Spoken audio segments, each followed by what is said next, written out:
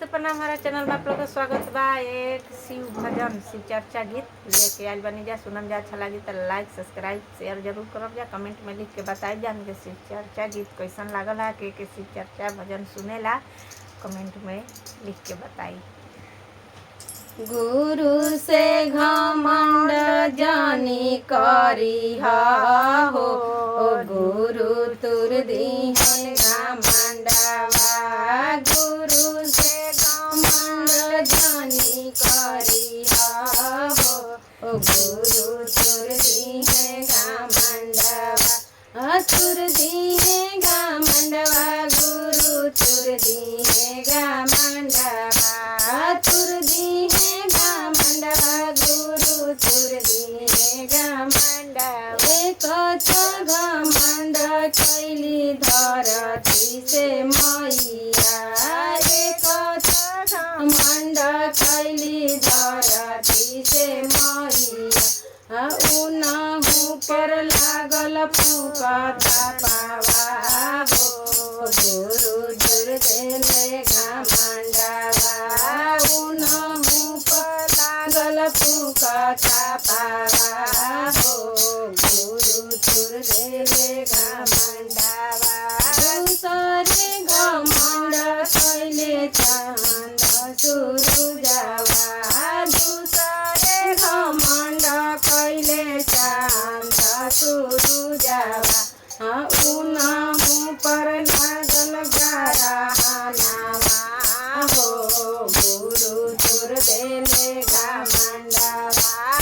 उनहु पर लागल ग्रहणवा हो, गुरु तुर देले घमंडवा। तीसरे घमंड कैले गंगा के जमुना। तीसरे घमंड कैली गंगा के जमुना। उनहु पर पड़ल बलुआ रेतावा हो, गुरु तुर देले घमंडवा।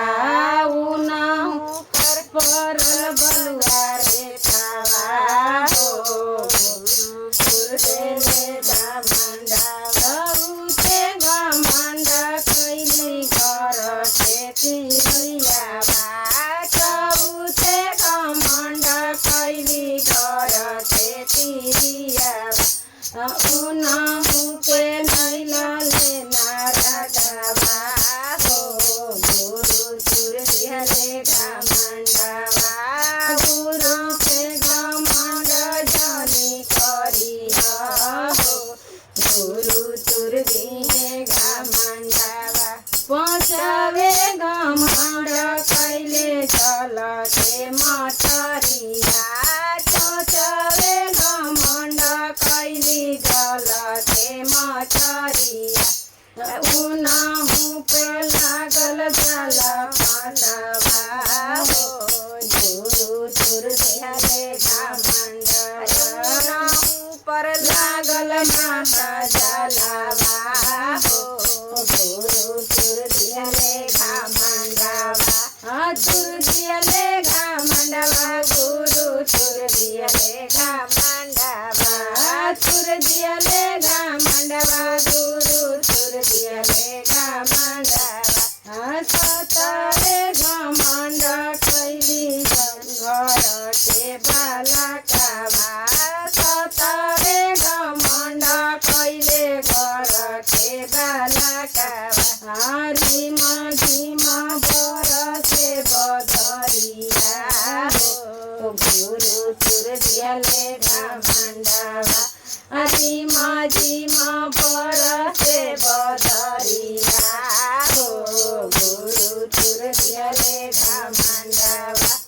तुर दिहले घमंडवा, गुरु तुर दिहले घमंडवा। तुर दिहले घमंडवा, गुरु तुर दिहले घमंडवा।